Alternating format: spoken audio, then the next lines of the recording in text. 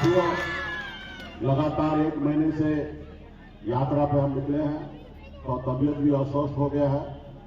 साथियों, 25 तारीख को वीरांगना फूलन देवी जी का शहादत दिवस के अवसर पे हम लोगों ने एक यात्रा निकाला है, निषाद आरक्षण संकल्प यात्रा।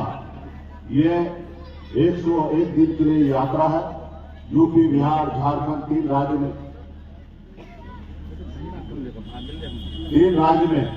हम लोग जाएंगे। अभी तकरीबन 25-27 जिला हुआ है और आगे ये निरंतर चलेगा। साथियों, सिर्फ आपके बीच में एक संदेश लेके मैं आया हूं कि इस आजाद भारत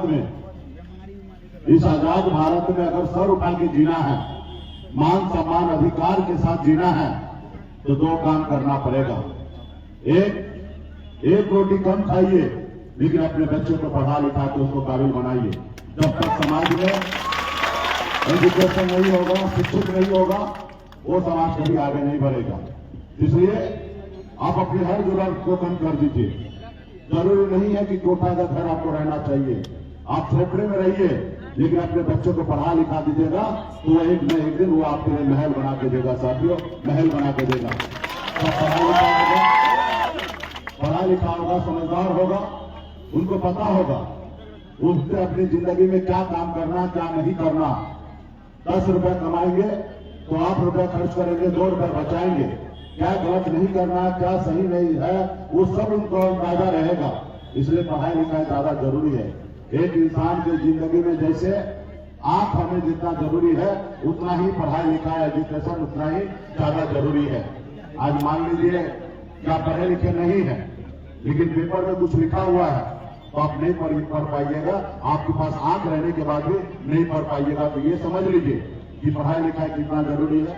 और दूसरा, अपने अधिकार के लिए संघर्ष कीजिए, लड़ाई लड़िए। जब तक आप अपने अधिकार के लिए लड़ाई नहीं लड़िएगा, तब तक आपका इस आजाद भारत में आपको कुछ नहीं को देखने वाला है। साथियों, संघर्ष कीजिए। आज जैसे हमारे पूर्वज ने 250 साल लगातार अंग्रेज से लड़ाई लड़ा और एक ही संकल्प के साथ लड़ा कि आजाद भारत में जब आजाद होगा भारत, तो हमारे आने वाला पीढ़ी जो है सर उठा के जिएगा। इस उद्देश्य से उन्होंने लड़ाई लड़ा। और जब जाके देश आजाद हुआ, तो देश जब आजाद हुआ तो 2 लोग पहले गुलामी करता था, आज वो लोग मालिक बन गया। और जिसका बाप दादा जो पहले शहीद हुआ, आज उसके बच्चे कहीं ना कहीं रोड पे भटक रहा है। उसके लिए कोई बेहतर व्यवस्था नहीं है। बाबा साहब भीमराव अम्बेडकर ने हमें एक संविधान बना के दिया। देश आजादी के बाद लोकतंत्र ला के दिया। पहले राजा के घर में रानी के कोख से बच्चा जन्म लेता था, वो राजा बनता था। लेकिन लोकतंत्र में एक गरीब मजदूर किसान मल्ला का बेटा भी अपने वोट के दम पर राज्य का मुख्यमंत्री और देश का प्रधानमंत्री बन सकता है। इतनी बड़ी शक्ति आपको पावर दिया है। इस शक्ति को पहचानना है और अपने हक अधिकार के लिए लड़ाई लड़ना है। आज हमारी लड़ाई है। जब निषाद को बंगाल में एससी में आरक्षण है, जब निषाद को दिल्ली में एससी का आरक्षण है, तो बिहार में क्यों नहीं? जब देश एक है, देश के संविधान एक है, देश के चलाने वाला प्रधानमंत्री जी एक है, गृह मंत्री जी एक है, तो फिर हमारे साथ भेदभाव क्यों? तो साथियों, इसके लिए हम लोग लड़ाई लड़ रहे हैं कि ऑलरेडी हमें संविधान में हमें आरक्षण मिला है। सिर्फ हमें ओबीसी से निकाल के बिहार में एससी में जोड़ना है।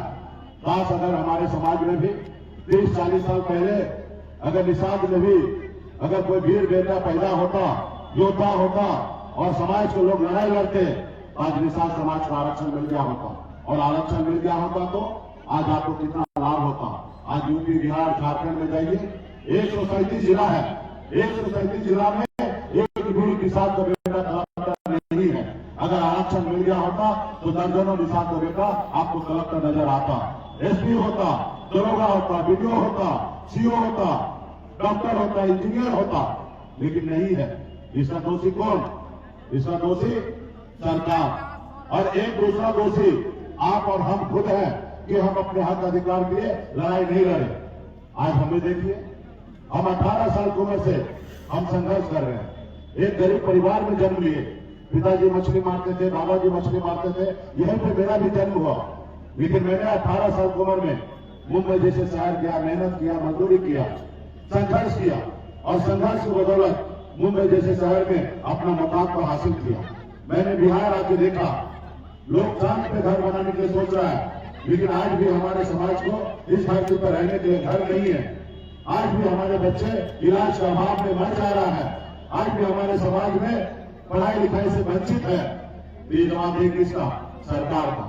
और सरकार के लिए आपके पास वोट का अधिकार है और आप ही सरकार बनाते हैं। आपने ऐसा सरकार बनाया जो आपको कभी देखा नहीं। आपने कभी अपना ऐसा सरकार नहीं बनाया जो आपके लिए हक अधिकार के लिए रोड पे उतर के लड़ाई लड़ता। साथियों, आज देखिए, आदरणीय श्री लालू प्रसाद यादव जी, मुलायम सिंह यादव जी, स्वर्गीय रामविलास पासवान जी, बहन मायावती जी, इन लोगों ने भी संघर्ष किए, अपना दल बनाया। जब आदरणीय लालू प्रसाद यादव जी दल बनाया, जब दल बना, उनके लोगों ने उनको साथ दिया। जब उनके लोगों ने उनको साथ दिया, उनको दल को बल मिला। और जब बल मिला तो उनके समाज का हर समस्या का हल हुआ। 15 साल बिहार में मुख्यमंत्री रहे। इसलिए साथियों, आप अपने वोट का अधिकार को समझिए। आपके वोट से ही सब चीज बदलाव हो सकता है। इस बार हम लोगों ने सर पे कफन बांध करके हम निकल पड़े हैं 100 दिन का यात्रा पे कि आरक्षण नहीं तो गठबंधन नहीं, और गठबंधन नहीं तो वोट नहीं, अब वोट नहीं तो दिल्ली की सरकार नहीं पाती। इसके लिए आपको अड़िग होना पड़ेगा, लड़ना पड़ेगा, संघर्ष करना पड़ेगा। अभी मोदी जी को वोट चाहिए, तीसरी बार उनको प्रधानमंत्री बनना है। एक तरफ विपक्ष वाले को प्रधानमंत्री बनना है, ना ही आपको ना ही हमको बनना है। हमें आरक्षण चाहिए, और जब आरक्षण मिल जाएगा, हर एक निषाद परिवार के घर पे चेहरे पे मुस्कान आने वाला। साथियों, हर एक घर में लाभ मिलेगा। साथियों, हम सिर्फ राजनीति करने के लिए बिहार नहीं आए थे, हम बदलाव करने के लिए आए थे। और आज भी हमारी लड़ाई है कि हम बदलाव करेंगे। आज आरक्षण हमें नहीं चाहिए, आरक्षण हमारे समाज को चाहिए, गरीब लोगों को चाहिए। इस देश में अधिकार जितना बड़े को है सर उठा के जीने का, उतना ही अधिकार गरीब पिछड़ा ऐसे समाज जो वंचित है राजनीति से, सरकार से, सिस्टम से, ऐसे लोगों को भी उतना ही अधिकार है सर उठा के जीने के लिए। साथियों, इसके लिए आप सभी को लड़ना पड़ेगा, अपने वोट को ताकत को देखना पड़ेगा। आपने देखा, आप और हम सब मिले आज से 10 साल पहले इस हिसाब को जानता नहीं था, कोई पहचाना नहीं था। आज बिहार ही नहीं, पूरा देश निशाना पल्ला को जानने लगा, विशाल समाज को जानने लगा कि विशाल समाज है। आज से 1 महीना ही हुआ है, हम यात्रा पे निकले हैं। दिल्ली का कुर्सी ऐसे ऐसे हिलने लगा है, सिर्फ आपके ताकत से, आपके सहयोग से। तो इसके लिए संघर्ष करना पड़ेगा। आज हम लोगों ने लड़ाई लड़कर यहाँ तक मुकाम पे पहुंचा है। आरक्षण की लड़ाई हमने भले नहीं पूरा किया, लेकिन देश में, बिहार में हमने अपनी पहचान बनाया है। 2020 में आपने देखा, कल तक निषाद का बेटा एक टिकट मांगने के लिए अपनी पूरी उम्र बिता देता था, लेकिन निषाद का बेटा टिकट नहीं मांग रहा है, टिकट बांटने का काम कर रहा है। 2020 में हमने करके दिखाया था। अपने दम पर हमने 4 विधायक बनाया और सरकार का चाबी हमारे जेब में था। हम अगर समर्थन नीतीश जी को नहीं देते तो बिहार का मुख्यमंत्री नीतीश कुमार नहीं बनते। ये हमारी पहचान है साथियों, ये हमारी ताकत है साथियों। और अपने दम पर हम मंत्री बने, किसी के मेहरबानी से नहीं बने, अपने दम पर बने, क्योंकि हमारे पास 4 विधायक था। और उसके बाद हम अपने लोगों के लिए काम करने लगे तो उन लोगों को बहुत तकलीफ हुआ। जिन लोगों ने हमारे बाप दादा को 75 साल से गुलाम बना के अपने पैरों तले दाब के रखा था, वो देखा ये गरीब मछुआरा का बेटा, मल्ला का बेटा आज हमारी बराबरी कर रहा है, सरकार में आके मालिक बन गया है। इसको रोको, अगर नहीं रोकोगे तो बिहार में 15% निषाद समाज है, सोया हुआ शेर है। अगर जिसको ये जग जाएगा उसको लालू प्रसाद यादव जी के जैसे अपने दम पर सरकार बना लेगा। इसको रोको, अगर नहीं रोक पाओगे जिनके लोग आगे बढ़ जाएगा, फिर किसको गुलाम बनाओगे। तो एक षड्यंत्र के तहत आपने देखा हमारे विधायक को खरीद लिया, हमें सरकार से बाहर कर दिया, जो सरकार हमने बनाया था। जबकि हमारे पास बड़ा बड़ा ऑफर था कि आ जाइए, डिप्टी सीएम बन जाइए, 4 विधायक को मंत्री बनाइए। लेकिन हम लोगों ने एक क्लब के वंशज है, अमर शहीद जुम्मा सहनी के वंशज है, वीरांगना फोरम के वंशज है, हम कभी किसी के साथ गद्दारी नहीं करते, हमने सीधे रास्ता चलने का काम किया। लेकिन उन लोगों ने देखिए क्या किया, वो हमारे साथ कितना बड़ा गद्दारी किया, हमारे विधायक को खरीद लिया। साथियों, ये मुझे नहीं रोक रहा है, वो इस समाज को रोक रहा है जो अपने पैर पे खड़ा होना चाहता है और अपने बच्चे के भविष्य के लिए लड़ाई लड़ना चाहता है। वो मुझे नहीं रोकना चाहता है। मुझे तो ऑफर दे रहा है कि सैनिक जी आ जाइए, पार्टी विलय कर लीजिए और अगला बिहार का मुख्यमंत्री आप ही को बनाएंगे। हमने कहा भाई हम मुख्यमंत्री नहीं बनना चाहते हैं, हम अपना छोटा ही घर में रहेंगे, लेकिन मालिक सहसा बनकर रहेंगे। तुम्हारे महल में लाके गुलामी नहीं करना है। वो मुकेश सहनी को नहीं रोक रहा है, वो आपको रोक रहा है और आपको गुलाम बनाना चाहता है। लेकिन आपको सोचना है कि आपको कैसे जिंदगी जीना है, आप अपने बच्चे का भविष्य कैसे देना चाहते हैं, क्या आप उस बच्चे का भविष्य के लिए लड़ाई लड़ना चाहते हैं या नहीं लड़ना चाहते हैं, आप अपने वोट को सही से इस्तेमाल करना चाहते हैं कि नहीं करना चाहता, ये आपको निर्णय लेना पड़ेगा साथियों। इसलिए 2024 का चुनाव है। हमने कहा आरक्षण नहीं तो गठबंधन नहीं, गठबंधन नहीं तो वोट नहीं। जो हमारी सुनेगा हम उनकी सुनेंगे, जो हमारी नहीं सुनेगा हम उनकी नहीं सुनेंगे साथियों। हम लड़ेंगे, गिरेंगे, फिर लड़ेंगे, फिर गिरेंगे, फिर लड़ेंगे, फिर गिरेंगे। एक न एक दिन हम लड़ेंगे। अच्छे से हमारे पूर्वज ने अंग्रेज से लड़ाई लड़कर देश को आजादी दिलाया, उसी तरीके से हम लोग भी लड़कर एक न एक दिन निषाद समाज को आरक्षण दिलाने का काम करेंगे साथियों। लेकिन इसके लिए आपको संघर्ष करना पड़ेगा, लड़ाई लड़ना पड़ेगा। एक रोटी कम खाइएगा लेकिन अपने बच्चे को पढ़ा लिखा के काबिल बना दीजिएगा तो आपका बच्चा सर उठा के इस आजाद भारत में चलेगा। इसके लिए आपको संकल्प लेना पड़ेगा कि जो आपने लक्ष्य तय किया है उस लक्ष्य की ओर आप बढ़ेंगे और इसके लिए संकल्प करना पड़ेगा। आज जो बड़े बड़े पार्टी है, जिसके पास पैसा है, उनको लगता है गरीब पिछड़ा समाज का लोग है। आज तक ये लोगों ने पैसे पे वोट भेजते आया है। आज मुकेश सहनी कितना भी चिल्ला ले, कितना भी अपने लोगों को समझा ले, लेकिन वो एक समय जब आएगा चुनाव का, उस समय में हम पैसा देंगे, 200 रुपए में समाज का वोट खरीद लेंगे, मुकेश सहनी चिल्लाते रह जाएगा। क्या आप अपना वोट बेचना चाहेंगे? क्या आप नहीं चाहेंगे कि आपके बच्चे भविष्य बेहतर हो? तो इसके लिए आपको लड़ना पड़ेगा, आपको उनको दिखाना पड़ेगा मोदी जी को कि मोदी जी अब निषाद का बेटा जाग चुका है, अब अपने बच्चे के भविष्य के लिए लड़ाई लड़ेगा, नहीं कि 200 रुपए में अपना वोट बेचेगा। ये उनको बताना पड़ेगा, उनको समझाना पड़ेगा, क्योंकि वो लोग धर्म की जिंदगी जी रहे हैं और इसके लिए इसका भी रास्ता हमने निकाला है। वो हमको जाल में फंसाना चाहता है, लेकिन भला हम कैसे जाल में फंसे? भाई हम मलाह का बेटा है और मलाह का काम है जाल में मछली को फंसाना, नहीं कि खुद फंसना।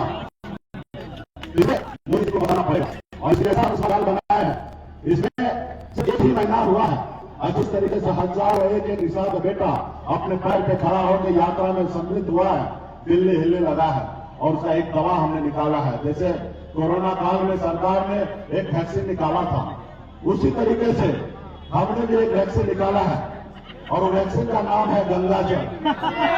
और ये वैक्सीन जितना आप लगाइएगा उतना दिल्ली का कुर्सी जो है ना डगमगाएगा और जब डगमगाएगा तो देखेंगे जब निषाद का बेटा संकल्प ले लिया है और निषाद का बेटा गुमराह नहीं होगा और जिस रोज उनका एहसास हो जाएगा उस रोज वो डरेंगे और जब डरेंगे तो आपका आरक्षण लागू कर देंगे साथियों।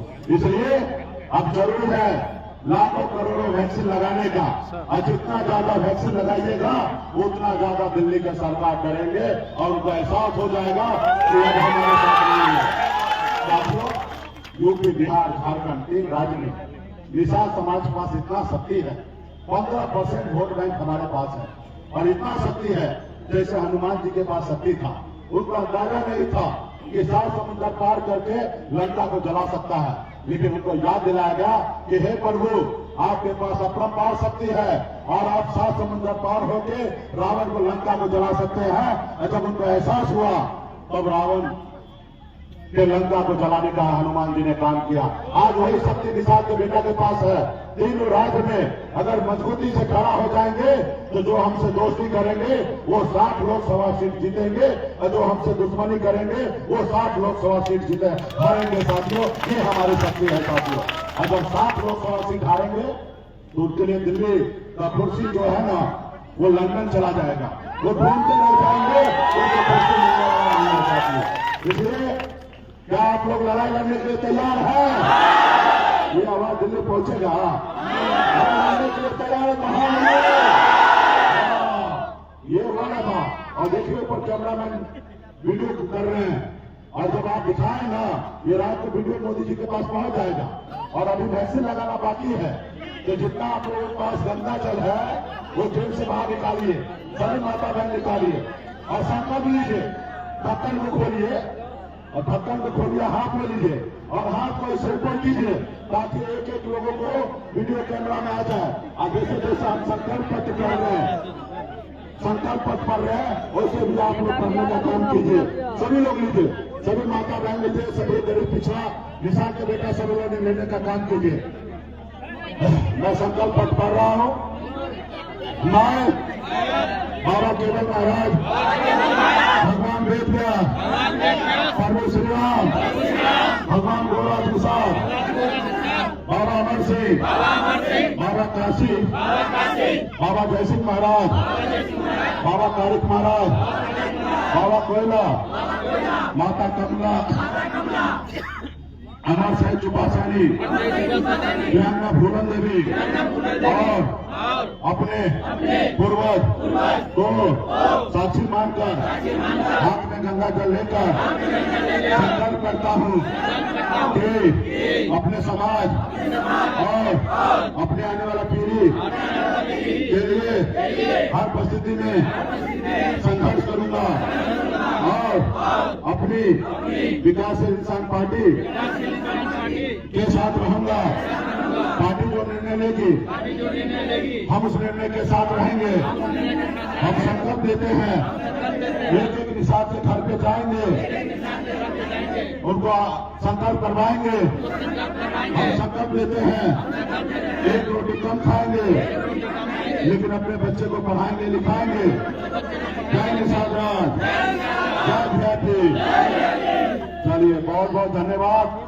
यहाँ पे जितने भी माता बहन है, नौजवान साथी है, आप सभी ने संकल्प ले लिया है, और मोदी जी रात में देखेंगे कि एक एक निषाद का बेटा संकल्प ले लिया है कि एक रोटी कम खाएंगे, लेकिन अपने बच्चे को पढ़ाएंगे लिखाएंगे।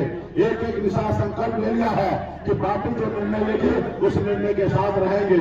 और जब ये देखेंगे तो मोदी जी इतने लेंगे, घबराएंगे, और जब घबराएंगे डरेंगे तो निषाद को आरक्षण करेंगे। और जब निषाद को आरक्षण करेंगे तो निषाद के घर में भी कलेक्टर पैदा होगा, एसपी पैदा होगा, दरोगा पैदा होगा, इंजीनियर होगा, डॉक्टर होगा, तमाम ऐसे लोग होंगे जो समाज में आगे बढ़ेंगे साथियों। इसलिए बहुत बहुत धन्यवाद सभी युवा साथी को। जो लोग मोटरसाइकिल से है वो यात्रा के आगे आगे चले, और जो 4 चक्का से यात्रा के पीछे पीछे चले। और आगे बहुत सारा कार्यक्रम है, और काफी विलंब हो चुका है, और तेजी से आप लोग चलेंगे। बहुत बहुत धन्यवाद आप सभी पार्टी को, सभी युवा साथी को।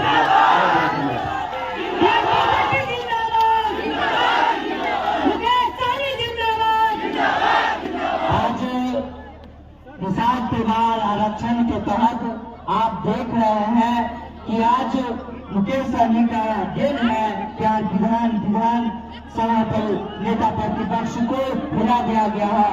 मैं भी पार्टी के सुप्रीमो और सौरभ बल्लाह के सुप्रीमो मुकेश सहनी जी का ये दिन है कि निषाद परिवार को आरक्षण से दूर रखा गया है। उन्होंने ये संकल्प लिया है कि निषाद परिवार को हम आरक्षण दिलाएंगे, और आरक्षण दिलाकर आप लोग अपना सहयोग और प्यार मुकेश सहनी जी को दीजिए, और ये मजबूती से संघर्ष करेंगे, क्योंकि विभिन्न जाति समुदाय के लोगों को आरक्षण से वंचित किया गया है। लेकिन निषाद आरक्षण संकल्प यात्रा के तहत मुकेश सहनी जी आपके लिए लड़ाई लड़ रहे हैं। आज बिहार विधानसभा के नेता प्रतिपक्ष को आज हिला दिया गया है, क्योंकि ये मुकेश सहनी का दिन है, क्योंकि वो देख रहे हैं कि निषाद का जो नेता है और सौरभ बल्लाह का जो नेता है मुकेश सहनी, आज पूरे समाज में जाकर निषाद परिवार को